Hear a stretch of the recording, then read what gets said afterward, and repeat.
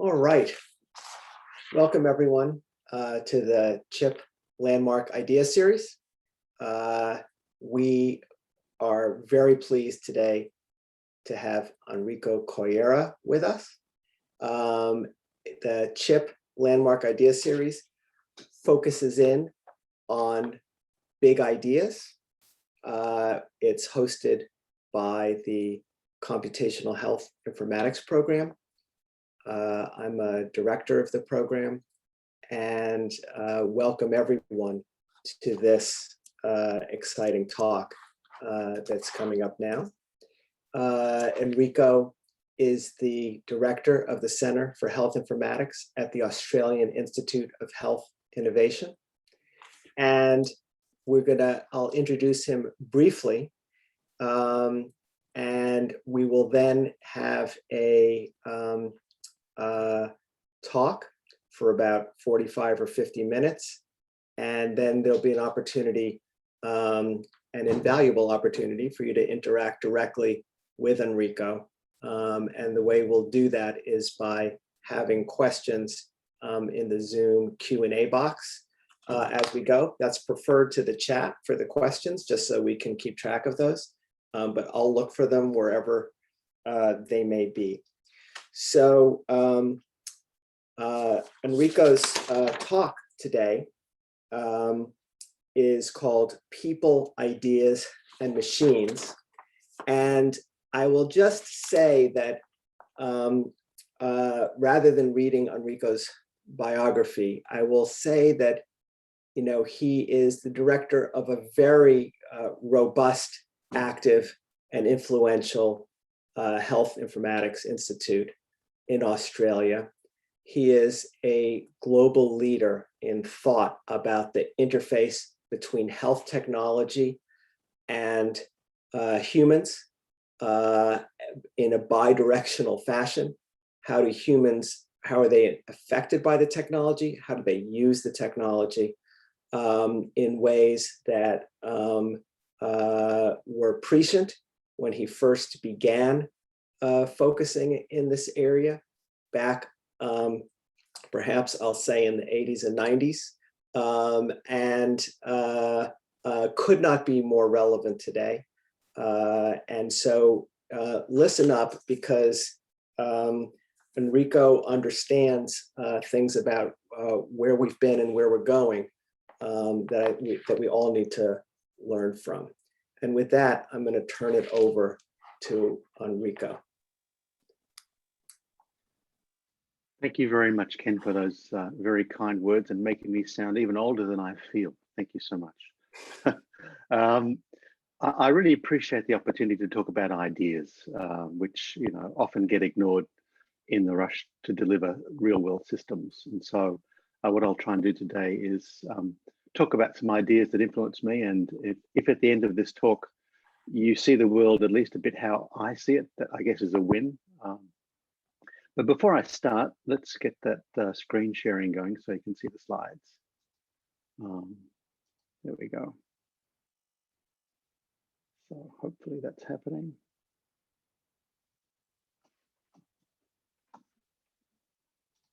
Great.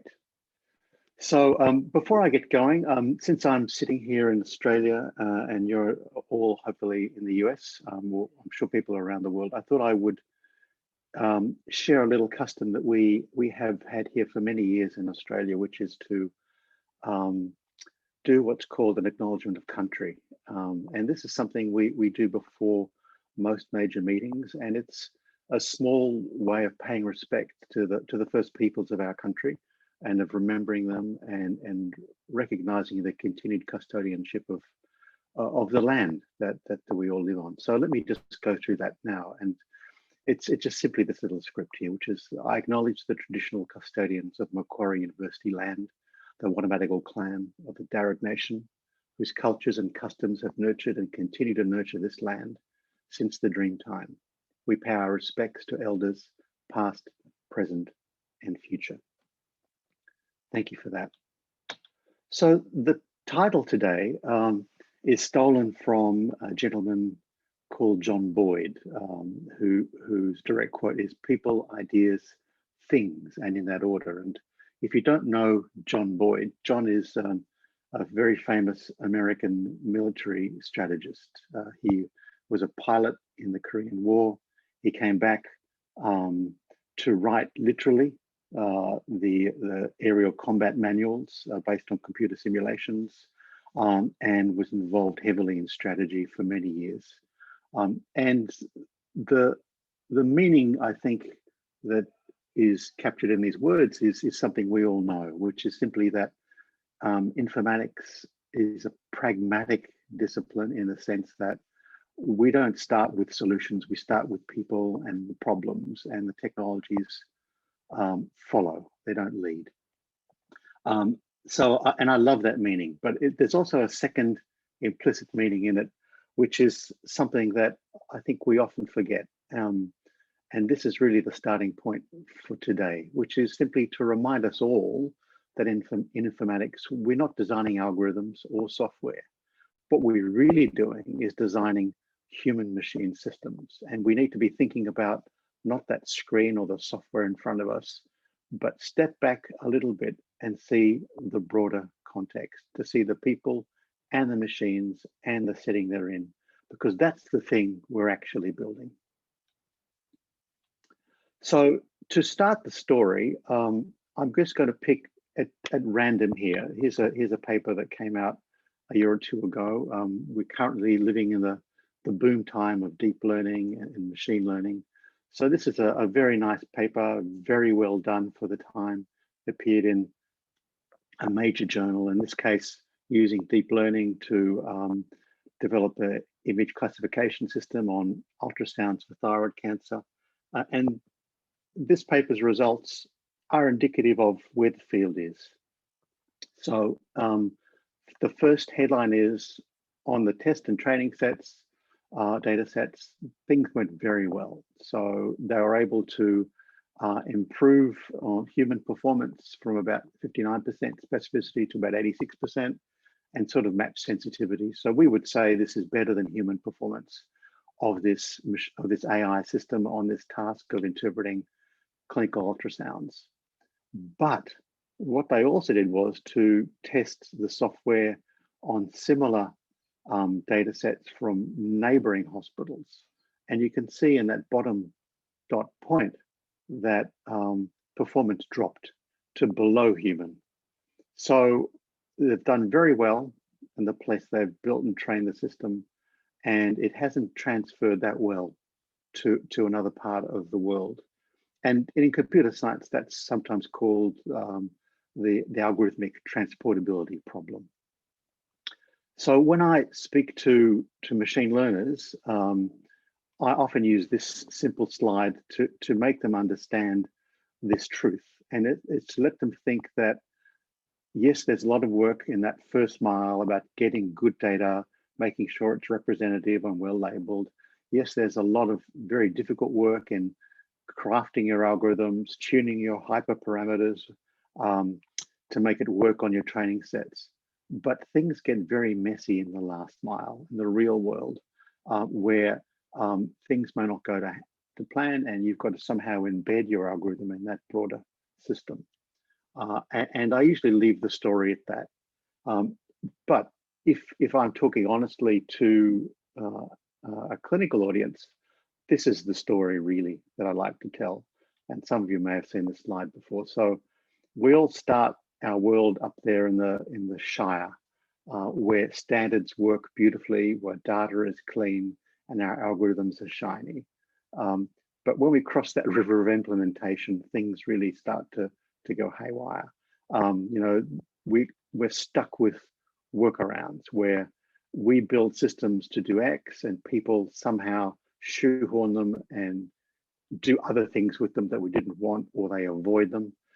We design our systems, and yet we find that there are side effects in terms of human factors. We build electronic record systems, and we trigger burnout for clinicians, not something that was implicit, we hoped, in the design, but something that is a human factors outcome. And then if we don't do anything about this, we end up in a very bad place, and often in the public eye on the front page of the New York Times. So this is a messy world, and it's always been a messy world. And that's really what I would like to talk about today. It's the mess of the real world.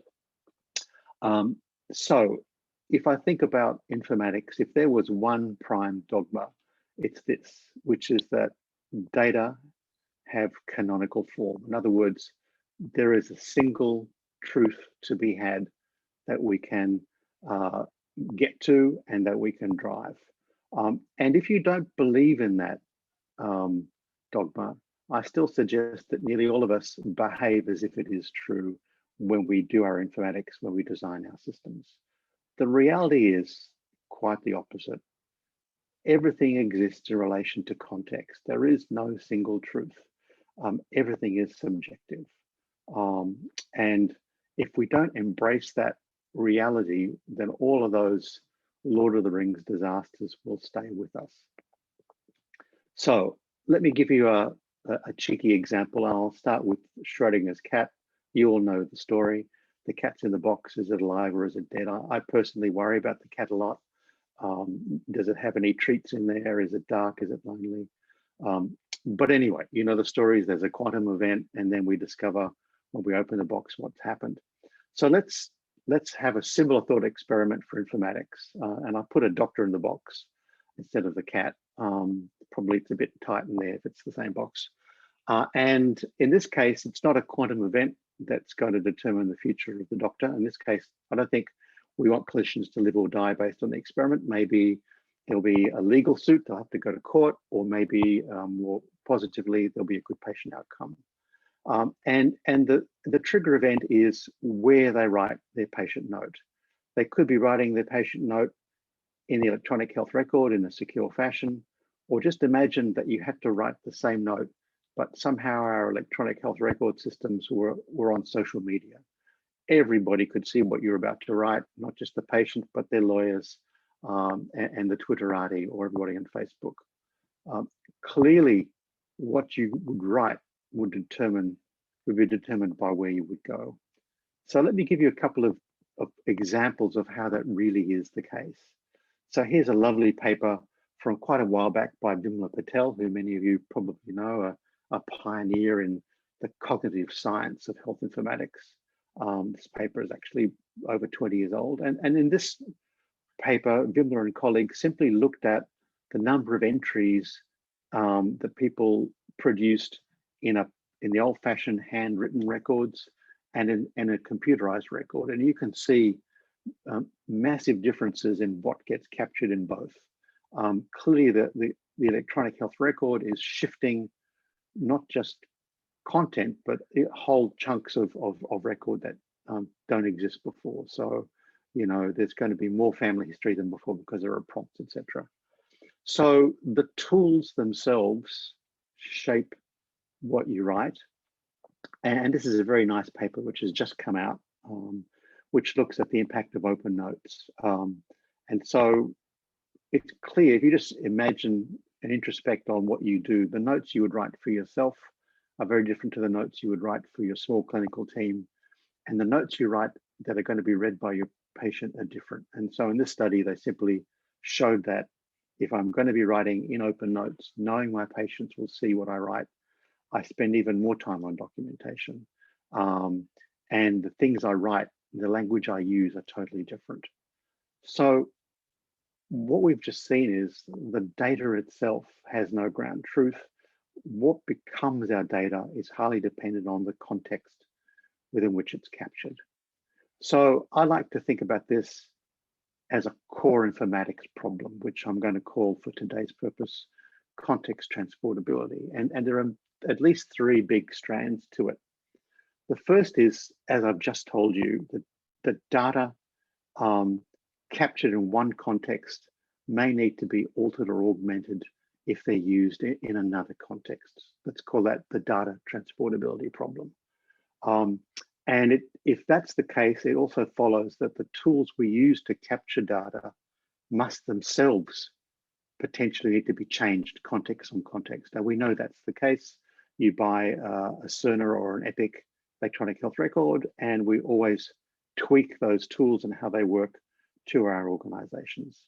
And as I just showed you, the algorithms, the machine learning, the AI, the decision support, the order sets that we might use to drive our things also struggle with transportability and will need to be augmented. That's a lot of customizing that we have to do. And sometimes I think we think of that as the dirty work in the corner that has to be done.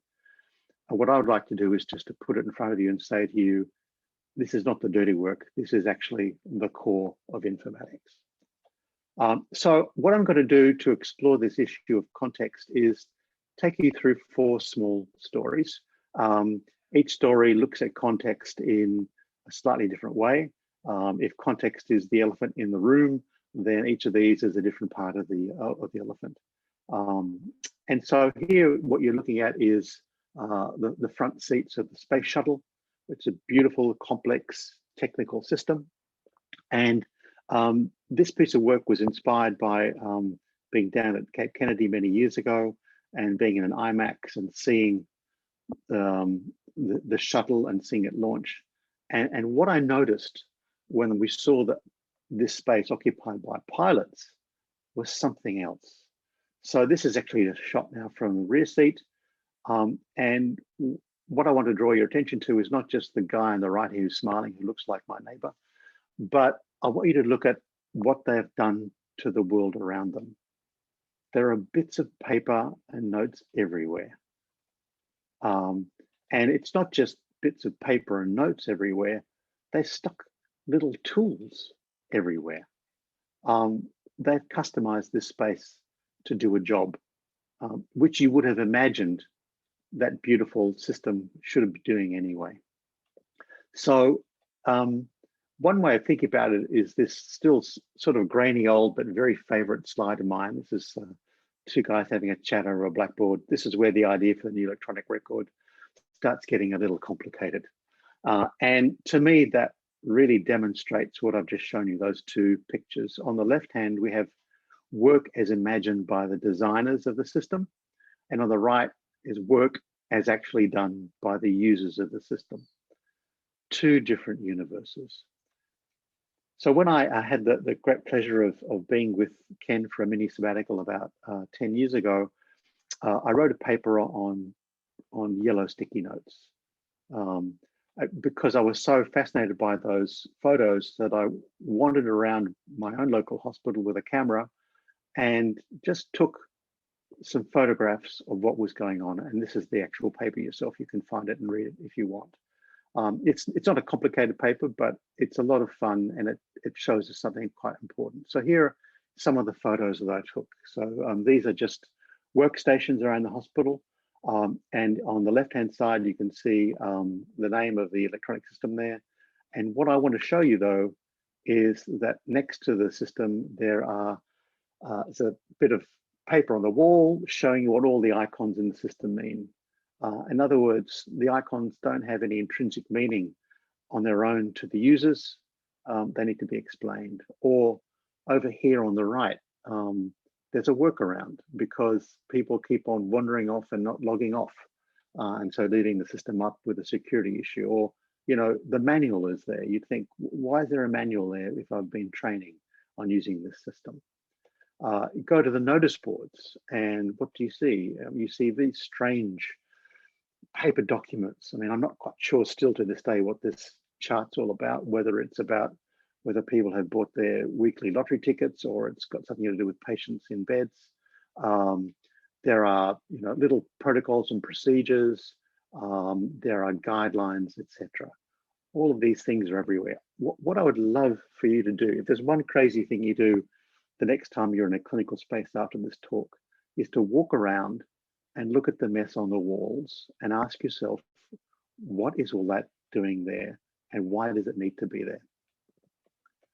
So the other thing I wanted to show you was this, which is with that perspective, you can also look at more permanent parts of the space also as annotations. So this is a door to a bed. And so you can see, look, here's now a combination of annotations. It says in this place, you use this procedure with this tool. Remember back on the space shuttle, they didn't just have paper on the walls. They had calculators, all kinds of devices. So we actually can construct logic out of these annotations, which is really interesting to me. So why do they exist? And these are my reflections on what I saw and what I continue to see. Firstly, the annotations are there because somehow there's insufficient information on how to complete a task or use a tool for the current users. That's why we need to explain icons, or we need to still stick manuals next to the machines.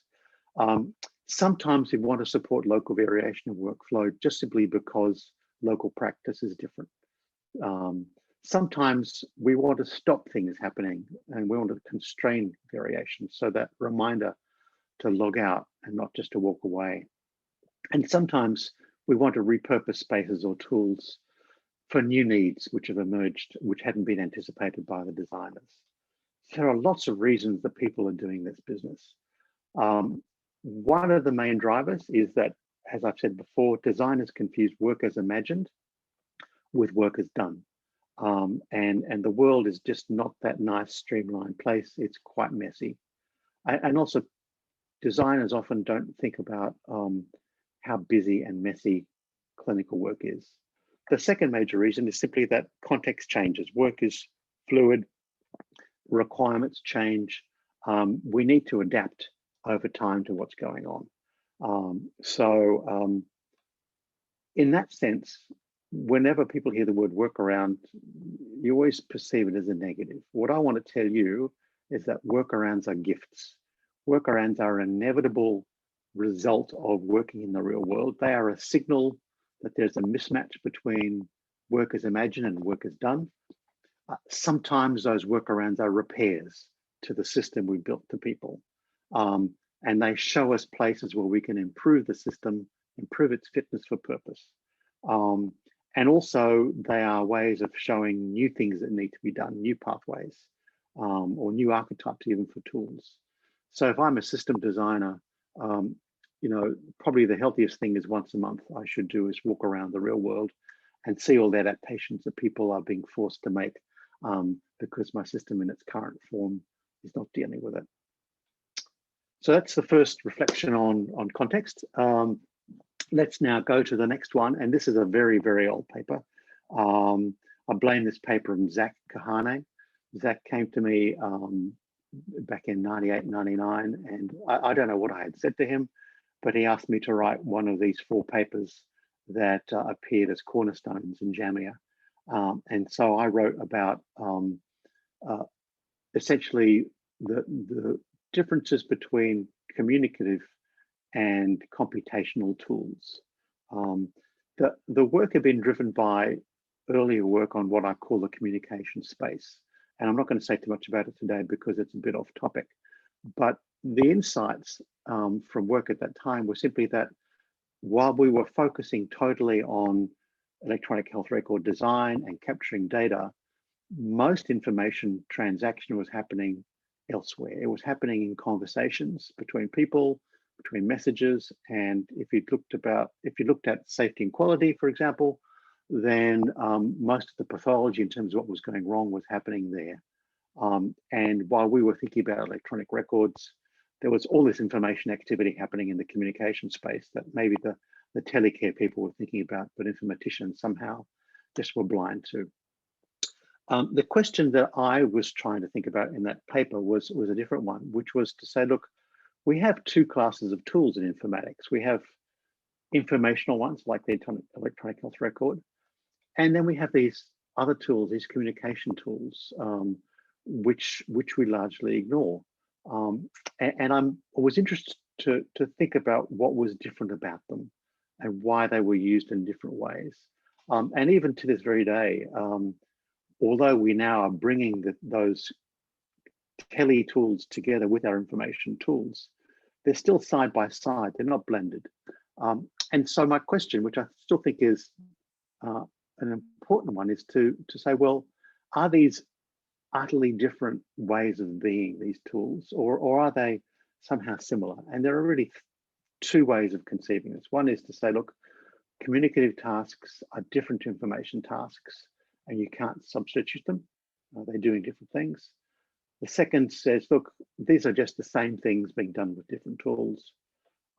And the one that I'm drawn to is that, look, these are all related things, but they come from a space and we select them from different parts of a continuum. And so the question for us today is, well, what is that continuum? And no surprise, I think shared context is the continuum variable.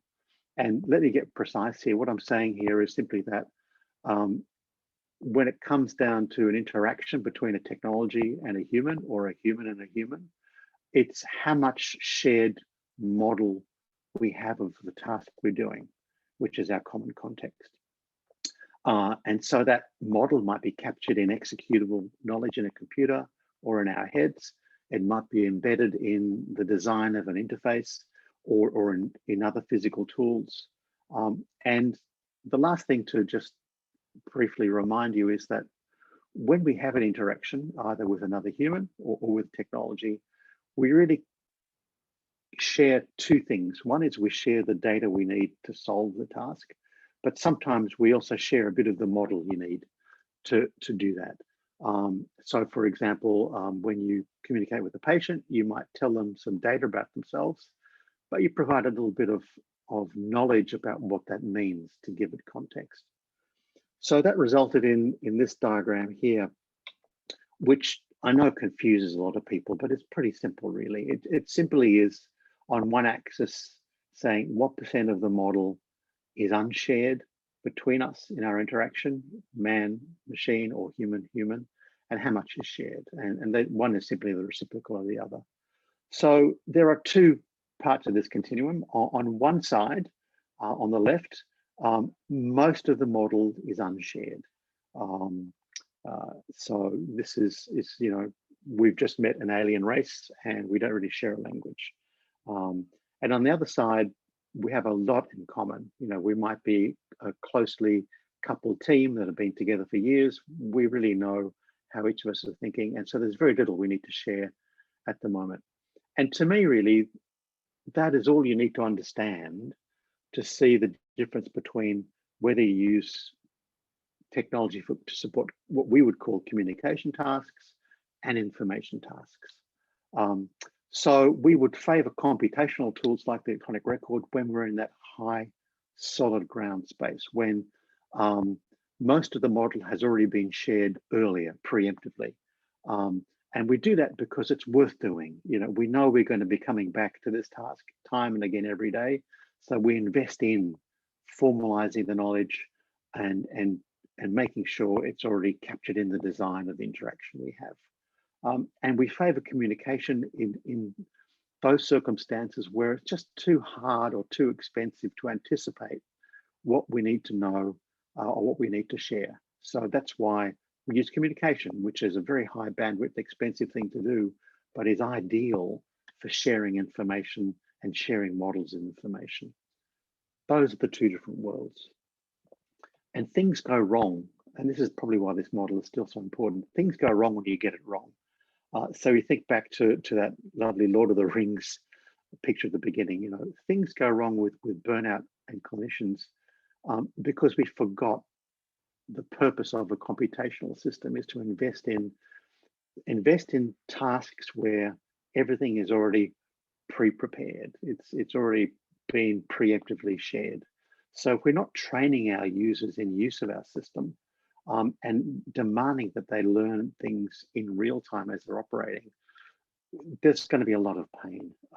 If the user interaction on that user interface is so hard to navigate, it's unclear what to do. If I've got to label the icons as I showed you in that previous example or annotation because nobody knows what they mean, I'm going to make mistakes. I'm going to have clicks that I shouldn't have to do. It's going to take too long.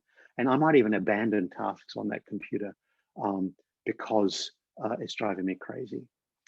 And also, what I'm seeing increasingly is the flip side, which is that we forget that computation is not always better than conversation. I think I got it wrong on that slide.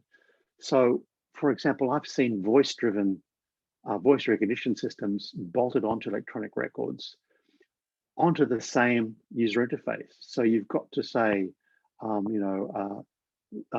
click on box, enter X. We're forcing people to have a conversational interaction where clicks and typing actually are the better thing to do. We are sending alerts, which are essentially a communicative action, which interrupt people's cognition, when they really should just be displayed and available as part of the record. You don't need to be flooding people's communication space with lots of non-urgent messages. And I just want to reflect before I finish this example, I guess, on where the burden lies on these two different worlds. So if the burden is about sharing models and explaining in real time, the burden is all on the users. If the burden is on getting the system right and getting the models shared early through good design that matches people's cognitive models, it all sits on the builder's shoulders. And those examples around annotation I showed you earlier are really all around clinicians trying to demand that they want to be designers. So I want to leave you with this example with one question, which is, can we imagine the electronic health record as a learning electronic health record, where clinicians can be designers and redesigners, where we take those paper annotations and turn them into digital annotations that somehow become programmed, or where we can speak to conversational agents and say, look, next time I have this task with this kind of patient, what I really want to see on my screen is this and not that. Read some of those ideas in the paper that I've just pointed to you in annotation. So the third little story around context that I want to take you through is a recent paper, and this is just a brief vignette really. This is a paper in Lancet where I started to daydream about, asking the question, what if the health system itself could think? And what I meant was, have we got to a point where there are emergent behaviors now which are intelligent in some way in the health system? Not that it's a living, breathing entity with its own intellect, but that there are smart outcomes that are emergent from all the pieces of technology and human. And in a way, what I'm seeing, and many people are saying, is, look, in the old world of people and machines, it was what we would talk about as the sociotechnical system, where people are shaped by technology and where technology is shaped by people, and all those things I've spoken of for the need to redesign through annotation or burnout through poor design, they're all the consequences of that world. In this more cognitive world, what is sometimes spoken of as a cyber social system, the technology is smart. We even delegate agency to the technology sometimes. So everybody's used to recommender systems that adapt to you. You go to an online shop, you've bought X, and I think because you bought X, you need to buy Y. We're very soon with personalized health systems going to say, with this patient X, people who treated this patient before treated them with the following things you might want to pay attention. It's a slightly more difficult problem than recommending books or videos, but it's the same interactive thing. So I'm interested in this world from the perspective of what's different about a cyber social system to a socio-technical system. And this next busy slide simply is just some first principles thinking about what are the attributes of this world that we know from ground zero. And the first is, we're building a world where there are software agents that are in some way machine learning enabled and adaptive, that they can look at data, they can modify their strategies, and that they can even conduct little mini A/B experiments to decide which strategy is best. It's no surprise that software can do more quickly than humans can. So they can generate transactions at a superhuman level, in terms of flooding messages or searching data sets. Software agents can pretend to be humans online. If you're on a social media system, am I talking to a bot or am I talking to a human? You probably can work it out after a while, but maybe you don't early on. And the next thing is, while it's very hard to clone a Ken Mandel, it's very easy to clone a bot. And this fact allows us to amplify the impact of certain subtypes of agent very quickly. So this means we're now building coalitions in this cybersocial system of humans and machines, which are acting with internal logic to common purpose. And they're able to do things that we couldn't do before. And I've talked about, for example, creating mass events, high volume events, etc.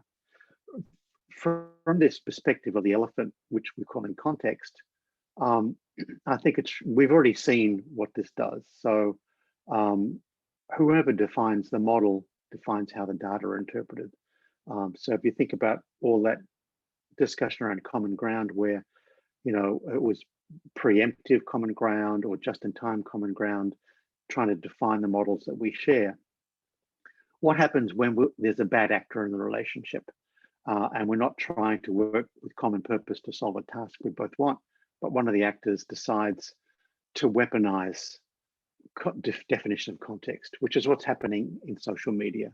So what we're seeing in terms of vaccine hesitancy, or as especially in the States, you saw in the last year or two with polarization of political beliefs, where machine learning driven algorithms are just reconfiguring our world, reconfiguring the context we inhabit to create these echo chambers. It's really a weapons race where the cybersocial system is competing with the human to define reality, and it's very clear that cybersocial wins simply because it has this capacity to surge in transactions, to search space, and to adapt in a way that we can't. So we've actually built some kind of weird hyper contextualizing technology that can cause our beliefs to polarize and to fragment into these micro contexts. I don't think that was ever the intent of social media, but that's pretty much what we've created. So I think that's a reality we all know. Coming back to our world of informatics, I guess my one question here is, why don't we harness those capabilities for good in healthcare? We talk about a learning healthcare system, often meaning we'll learn about how treatments from past patients can inform future patients. But I think the digital system itself needs to rapidly adapt. We need to, as I've said before, look at the working context of clinicians and consumers, and dynamically reconfigure the world in a good way. So if we are going to be resetting context and reality, let's do it for good. We know that prior beliefs shape how we diagnose patients, shape the treatments we might suggest as first line treatments. Let's dynamically reset the priors for clinicians by showing them stories and showing them social provenance in a way that social media do. This is what happened when I treated this patient this way. I'll share it with you. Can we use these technologies in a way that make the digital health ecosystem adaptive in a positive way? Let's not see it as an adversarial world. Let's see it as a world where we can work together. Okay, so the last piece of the puzzle is a new piece, and it's one that is in press. This is an old paper that came out a couple of years ago, where I with some colleagues, looked at the issue of replication or research replication in health informatics. And replication is really important. Replication is simply the act of taking an important published study result and seeing if I can also reproduce the result that the original researchers found. And if you're not familiar with this field, we actually have a problem in science in general. Probably the leading discipline to face this replication crisis, as it were, was psychology. And the psychologists found that roughly 40% of major results that were published, major results, big statistics, simply couldn't be reproduced. So in other words, 40% of the ground truth in their science wasn't true at all. And when you look more generally at reproduction of research across disciplines, the number is about 50%.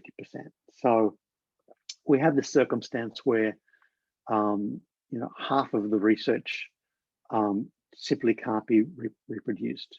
And there are lots of reasons. It might be the original experiment had a poor design, or the stats had some basic errors and the sample size was small. There was this thing called outcome switching, which you may know about, or more likely what happens is that the people did p-hacking, which is simply you keep on looking through all your data till you find a result that's statistical, which breaks all of the hypothesis-driven rules we're told about. We also failed to report negative results, and the big journals especially are really excited by new results that have never been seen before, and new results which have never been published before are likely or more at risk of being wrong. So this new piece of work looks at replication in health informatics, and the question we asked in that paper I just showed you before is are we in the same situation? Does informatics have a problem with reproducibility of research or not? And so the paper that's currently JAMIA accepted and still somehow not appearing on early release, hopefully it'll come out of early release and be visible soon, is this one here. And so what we did was conduct what I think is the first survey of replication in informatics. And what we did was to conduct a systematic review of the 28 journals that identify as health or biomedical informatics journals in Web of Science as a representative cohort to allow us to estimate replication rates. And we looked at any paper that reported on clinical outcomes for a decision support system. We didn't look at machine learning algorithms, which were sort of bench trials looking at historical data. It had to be some trial where the decision support system was being used as anticipated, even if it was a controlled experiment. So how well did we do? I should have a drum roll here. I don't know what you think you're going to see in this next slide. We found 4,000 papers. About 400 of them looked like replications. After we looked at all of them, 12 papers out of 4,000 were actual replications. 0.3% of the CDSS literature is a replication. And half of those that we found failed to reproduce the original results. So I've just told you that psychology was in trouble, and their rate of reproduction was about 1% of studies. So our replication rate, if it is 3 in 1,000, is low, even when compared to those at-risk disciplines. We really don't replicate research in informatics at all. We don't have a culture for it. So should we be worried? And I can't say much about the frequency question other than it's really obvious that we need to be reproducing research more. But let's look at that second issue, which is whether or not the replications reproduce the study results. And this is where context comes in. Remember that the theme of this talk is context. So when we assess failure to replicate research, one of the reasons we don't replicate is the original study was flawed in some way. The other reason is that the study that we've done is just not close enough to the original one to get the same results. So for example, if we go all the way back to that slide I showed you about machine learning on ultrasound pathology at the beginning of the talk, and we saw that the algorithms didn't work as well in other organizations, it may not be anything other than the fact that those contexts where we're trialing the technology are different enough that we're no longer reproducing original conditions. So our failure to replicate is simply that we're trialing this technology elsewhere. And one way of characterizing this in a positive way is that when studies are very similar to each other, then we're engaged what we might call truth testing. I'm trying to decide if that original result was indeed true or not. And if I'm trialing, let's say it's a CPOA system, or it might be a decision support system, it might be an algorithm in a very different context, what I'm doing is testing the generalizability of the original result to my new context. And so there is this interplay between some replications testing truth, and it's very important that they come back with the same results, and others are testing generalizability in different contexts, and we don't expect those to be correct or not. So to help me unpack that, and you'll have to read the paper, I think, is we developed a simple fidelity score to simply say, is the replication study trying to truth test? Is it a very high quality, very high fidelity copy of the original study, or is it a generalization? It's trying to take the original study to a different space to see if it holds elsewhere. And this is a set of 6 papers, which were reproductions of a paper by Hahn, which some of you might remember from 2005. This was a very important paper when it came out. It showed an increase in mortality when a CPOA system in a pediatric setting was introduced into ICUs. And the idea that we would be increasing mortality was so terrifying that there were a lot of papers that came out to try and reproduce the results. So to calculate my fidelity score, we basically classed each reproduction on an axis from being an identical study. In other words, it just reproduced everything, to being totally different. And I won't, for the purposes of today, go into that in much more detail. And then we score them according to those things going down the left-hand side, with a similarity in investigators, method, population, intervention, setting, comparator, and outcome. And so what you see here is that if you look at method, there was, high fidelity for the papers in terms of how they conducted the study, but you'll see great heterogeneity in terms of the intervention, in the setting. Surprisingly, even the outcomes as measured were different. So all the researchers listening today know that mortality sounds like it's a single thing, but there are so many different ways of calculating mortality and reporting mortality that when you look at this set of 6 papers, which all are trying to reproduce Hahn, they all report mortality in different ways. That makes it very hard to directly compare. So there's the first part of the answer, that context is getting in the way of understanding whether or not the original Hahn paper is true or not. We're reproducing it, but in such different settings that we don't really have a handle on the truth of it, which is interesting.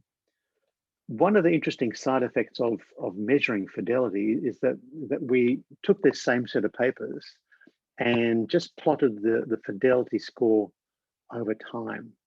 And what you can see if we go from left to right is that we've moved from very high fidelity studies, which are focused on truth testing, and over time we move to generalization. So what the early studies did basically was to show that in similar pediatric ICU settings, that it didn't look like the original Hahn paper was true. And what latest researchers did was to say, okay, look, let's just double check in adult settings. Let's just check in non-ICU settings, etc. So there was much more a shift to generalization. Now that's really interesting, and it just shows that by embracing this idea of context, contextuality, and subjectivity, we get a perspective on the body of research that we conduct in informatics in a way to see actually what we're doing. And it really, I think, at least for me, is a very exciting way of thinking about where research is going. So look, this brings me to the end of my monologue. I want to just summarize what I've said at a very high level, which is that from an informatics perspective, it's context all the way down. That subjectivity is just an unavoidable reality of the real world. That this idea of context transportability is not a problem we adjust for statistically or complain about as engineers, but it is the foundational challenge of building information and communication tools in the real world. It is with us from first mile to last mile. Context just doesn't appear at implementation. It shapes the very data we play with. And as I've shown in this last little vignette around reproducibility, context gets us even when we look at the science of informatics, when we even start to decide whether or not what we know to be true about our interventions really is true or not. So with that, I'll thank you. And if there are questions, I'll be delighted to answer them.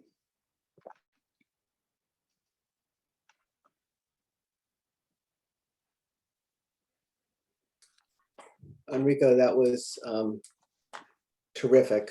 Let me begin with a couple questions, and then there are questions that we'll bring out in the chat as well. First, the space shuttle. That was a very impressive slide of the workarounds in the space shuttle cockpit. Do you have any thoughts on, we've seen the interior of the Apollo capsules that preceded the space shuttle program. There were no yellow stickies. I mean, 3M hadn't invented the yellow sticky yet, but there were no analogs, 1960s analogs. And we've seen the SpaceX rockets, and that looks pretty clean.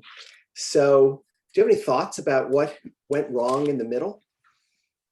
Look, I'm not sure that it is clean. It just probably, don't forget, people present things in the best possible way. So, I don't know, maybe we need to go back and look at Apollo 13, the movie, and see if there were stickies or not.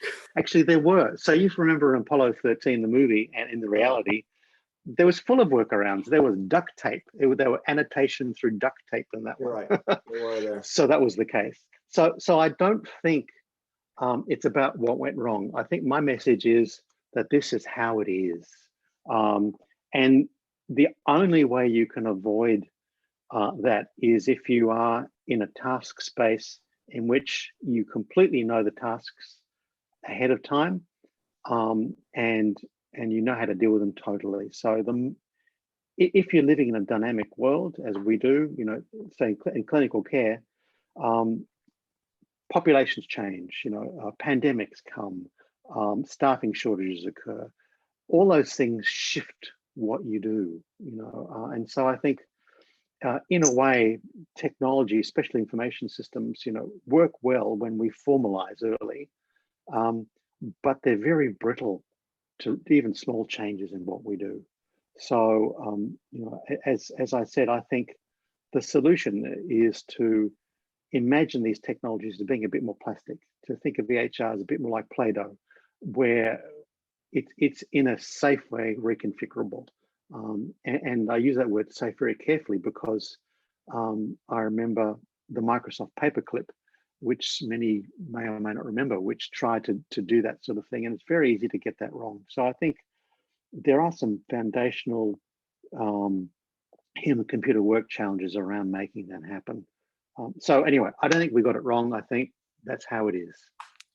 So on this fascinating distinction between information tools and conversation tools, how does a designer know what the downstream unintended consequences of choosing one side of the spectrum or the other will be, right? So in social media, there's only a few actions often we can take. We can like something, we can have some reaction, and that has really constrained the way, for example, middle schoolers see themselves on Instagram and other things. This idea of constraining the information content to these very small space has very long-ranging consequences. On the other hand, let's go back to the healthcare space for a minute. If you allow too much conversation to happen, then you end up with the email problem, where you come in and you've got an inbox full of conversation going on when things perhaps could have been more constrained.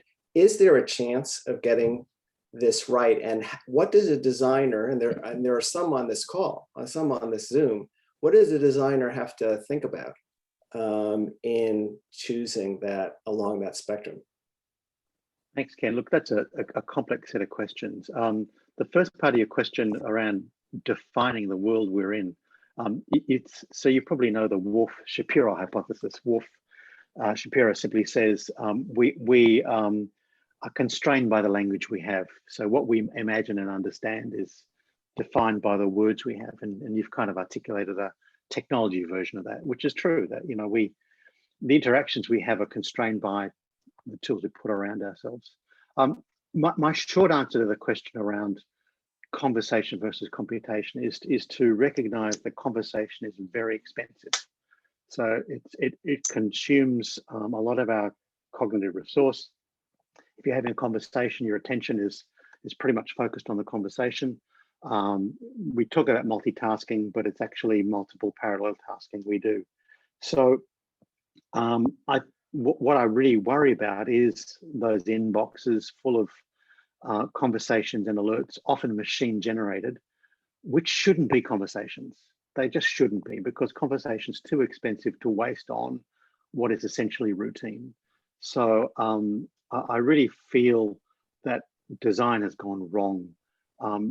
Using the most expensive, most precious resource, which is our conversational channels, for essentially informative tasks. Look, let me log on to a system and give me a display of the things I need to pay attention to. Do not interrupt me and occupy my cognitive resources, which are very limited, with these things that we really shouldn't be bothered with. So I think, I'm not sure why it happened, but the concern always was that work was already too interruptive. And so when this work started, the idea was, how do I stop people interrupting each other to be able to get onto things? And technology was seen to be the solution. That was 20 years ago. I'm horrified to see the technology just made it dreadfully worse. Right. So let me go to the chat, to the Q&A. I'll start with Susan Backen's question. How do we move towards a culture of replication in informatics? Thanks, Sue. Look, I think it's a culture that is set by the people who are in the discipline. And so, if the culture right now is we value novelty. So if I'm the first to discover a new thing, then I'm going to get into Sue's journal, JAMIA. It's going to be a new RCT. We all get excited and cited. Nobody gets excited by replication. Ken Mandel's paper in 1998 showed X, and I've been able to show it's true. That doesn't get you probably into JAMIA. It might get you into a smaller field journal. And so I think the culture is set both by the PIs, who say to their team, part of your journey as a scientist is to learn to replicate and understand and value replication. I think the journals have a big job ahead of them. I think we need to not publish every replication in the big journals, but certainly if there's a critical result like the Hahn paper, we should really welcome somebody testing it. I wouldn't mind seeing somewhere, whether it's JAMIA replication or something like that. So I'd love to see a journal, online journal, open access, where just like we publish protocols, we publish replications. And I think what I was showing in those last few slides is replication is kind of interesting, because we as informaticians deal with real world implementations by and large. And the moment you get stuck with context, you're faced with that reality. And it's just, I don't know, I find it incredibly interesting. When people talk about replication informatics up until now, they've talked about it in the sense of, here's an algorithm, here's a data set, I'm going to share them with you, see if you can hit the buttons and come up with the same statistical results. That's a very narrow sense of replication, where it's just, can you with your machine learning algorithm come up with the same result as I did? it's much harder to replicate in the real world. So it's a long answer. I don't think it's easy. I think it's something that, to me, is come out of nowhere in the last few years, because, you know, we all get excited by novelty and new, and we all want to charge into the jungle with our machetes and find new informatics truths. But it might be that what's behind us isn't a path others can follow. Great. I'm going to jump to one of the comments in the chat, but we'll leave it as a comment because it actually just rounds out a bit of what you were talking about. And this is from Joe Zork, and he says, couldn't there be publication bias in replication studies? Journals may be more likely to publish a study that finds conflicting results from another study, especially in another journal, instead of one that just confirms prior results. So we'll see, just as you're saying, it's going to be tough. Yeah, exactly. A good comment. From Pete Solovitz, at least in the US, technology development has moved from local academic to national commercial entities. How do you think this change affects attention to context that you correctly note is essential? Hi, Pete. I hope you're well. Thanks for the question. I think in my reflections, I already was thinking about that monolithic EHR commercial world. I remember 10 years ago when I was visiting in Boston, you know, there still was a major local informatics enterprise. The systems were locally built, and the tools available were customized to the needs of clinicians in the hospitals there. And, you know, many people, you know, over the recent years just bemoan the loss of the bespoke nature of the tools that were able to be produced locally in that very large informatics enterprise there. So I think it's become clear economically that small organizations just can't be building technologies that are hand in glove to the work they need. You've got to go commercial. I personally still think it's a tragedy that the very large enterprises like partners stop doing that, because you're an opportunity to innovate in terms of that. So I think for me, it is this nirvana where we embed within systems safely and easily the opportunity to do some customization, or at least to capture the need for workarounds. Even if I'm not customizing the workaround, I'm articulating the need for the workaround in a way that quickly gets it fed back into the system. So maybe we move from not changing the screens, because that might be dangerous, to saying, I really need to now adapt to this new working context. Can we prioritize it, please? And that's something about the time it takes for a request for a change to happen. And we know that sadly that pipeline can be years in some places. So I don't think it's easy, but I think it just is a thing that needs to be treated as a first-rank challenge rather than some kind of operational problem. This is the nature of the work we do. Question from Ridwan Alam. Incorporation of context leads to more and more specialization. How do you see the trade-off of specialization to generalizability? What a really great question. I have a paper. I mean, this is terrible. You know, you're not meant to self-cite, but this is my only chance. So I'm just going to keep on doing it. There's a paper which is called "The Forgetting Health System." It's in the Learning Health Systems journal, and it's exactly this issue, which is that we necessarily are driven to adapt and change all the time, and what we do as we do that is accumulate variation, and it piles up and it adds to complexity and actually is its own problem. So we can end up drowning in workarounds and variation. So part of the solution to enabling capturing of context and specialization is to have a cleanup procedure at the back, which is saying which parts of the space no longer are needed, what parts of the system can we turn off. So we need to pay as much attention to where change needs to happen and new things have to be, as we have to pay attention to removing old pieces So it's a great question. And if we just simply gave people the ability to endlessly adapt, we would drown in variation and it will be a disaster. So that's the flip side of the thing that we need to do. Great. A question from Dean Siddick. How long do you think it will be before we have a cybersocial EMR for use in a clinic? Right to the chase. Dean, what a great question. I just think you and I need to go and write that paper. Ken, you're happy to join us.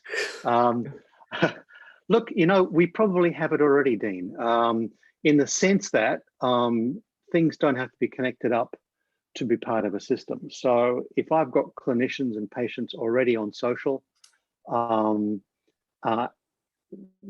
already cybering away, you know, they're already smart agents doing things.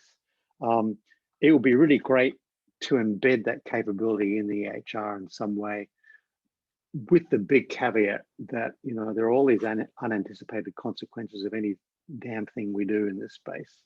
So I'd be going carefully. I wouldn't be surprised if it already exists somewhere, and I wouldn't be surprised if it's already causing trouble. On the other hand, I just think there are beautiful lessons to be learnt from, you know, in the sense that horrifying experiment social media is about what it means for us to redesign the world. So it's happening anyway, whether we like it or not. It might be happening informally through people constructing that from different pieces of tools. Maybe one day it'll be embedded deeply in it. Great. One last question related. If the EHR should be plastic and open to new inputs, how not to create something too unstable, what an EHR should not be? Look, again, a great question, and very similar in some sense to that question about the forgetting health system, you know, that we need to be dropping bits of the space that aren't helpful. So I think the challenge here is that the amount of autonomy we give clinicians to redesign in real time versus giving them the opportunity to communicate their needs to the builders to adapt. You know, one of the things that folks like Dean and I have been worrying about for decades now is the safety of the technologies we build. We want to do no harm in the design of our systems. And so we talk a lot about certifying and testing to make sure we don't allow behaviors in the HRs and other digital systems that could lead to patient harm. There is a strong requirement that anything you do is safe. So I'm not necessarily keen on rapidly redesigning systems without some kind of test. While I love seeing yellow stickies on the walls, they are workarounds that may not have been tested, and they might result in problems. So the more we embrace the need to change and bring it into what we do as normal practice, then we can bring standards of quality and safety to what we do into it. So this is about normalizing that behavior. If that's the message of the talk, it's let's normalize this. Let's not think about it as a problem to be shoved to the corner. Great. Enrico, this has been fantastic. You generated some brilliant questions, so the talk must also have been brilliant. And you continue to take us into the future and remind us of some of the things that have both enabled progress, but also at times scuttled progress. And we have the opportunity to learn and to be more planful. And it will be very interesting to see what the next generation of technology companies does in this space. I get the feeling there will be more attention paid to some of these issues, but it remains to be seen. So, and thank you. I'll remind folks that Enrico got up nice and early to accommodate our American-centric schedule. And thank you for that as well. And I hope you'll join us occasionally on these in the Landmark Idea Series. And thank you so much, Enrico. I just will. Thank you very much for having me, Ken. Thank you. Absolutely. And as we wrap up for the day, I'll remind people a couple of our upcoming talks. Michael Creamer, Nobel Prize laureate in economics, and Christina Farr, health tech investor and former tech and health reporter for CNBC, who's actually broken a lot of news stories relevant even to these conversations that we're having today about health technology. So thank you, everyone, and have a terrific rest of your week.